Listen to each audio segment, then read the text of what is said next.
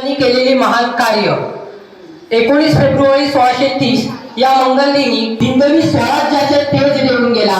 हिंदुस्थानात असा एकच छत्रपती शिवाजी राजा होऊन गेला, असा एकच शिवाजी राजा होऊन गेला. 19 फेब्रुवारी 1630 या मंगलदिनी शिवनेरी किल्ल्यावर मासाहेब टिकाऊ आणि शिवाजीराजांना मासाहेब टिकाऊ आणि शहाजीराजे भोसले यांच्याकडून शौर्याचा वारसा मिळाला होता. वयाच्या 15व्या वर्षी स्वराज्य निर्माण करण्याचे स्वप्न शिवाजी महाराजांनी मनात बाळगले. रायरेश्वराच्या मंदिरात जीवाला जीव देणाऱ्या मावळ्यांसोबत स्वराज्य निर्माण करण्याची शपथ घेतली आणि वयाच्या 16व्या वर्षी तोरणा किल्ला प्रथम जिंकून स्वराज्याचे तोरण बांधले. नंतर कोंढाणा, पुरंदर, राजगड, रायगड असे किल्ले जिंकत स्वराज्याची घोडदौड सुरू ठेवली. आदिलशाह, निजामशाह, मुघल बादशाह अशा तिन्ही बलाढ्य शत्रूंशी त्यांनी लढा दिला.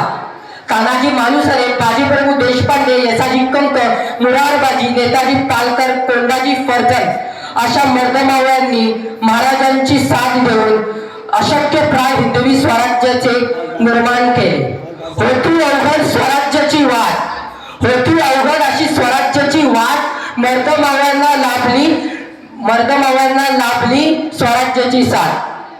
उभे केले त्यांनी हिंदवी स्वराज्य घेऊन तलवार हातात, उभे केले त्यांनी हिंदवी स्वराज्य घेऊन तलवार हातात.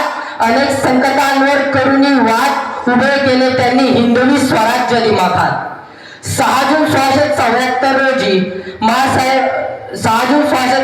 रोजी शिवरायांचा राज्याभिषेक झाला आणि याच मातीत हे रयतेचं स्वराज्य निर्माण झालं.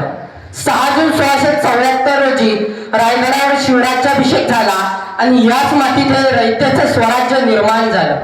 350 वर्षाचं पारतंत्र्य फक्त आणि फक्त 350 वर्षात संपवलं. शेवटी जाता जाता एवढंच म्हणेन की नाव घेताच ज्यांची अभिमानाने फुटते छाती, नाव घेताच ज्यांचे अभिमानाने फुटते छाती, धन्य त्या युगपुरुषाने या महाराष्ट्राची माती. शौर्य आणि पराक्रमाची मूर्ती फक्त राजा शिवछत्रपती, फक्त राजा शिवछत्रपती. धन्यवाद.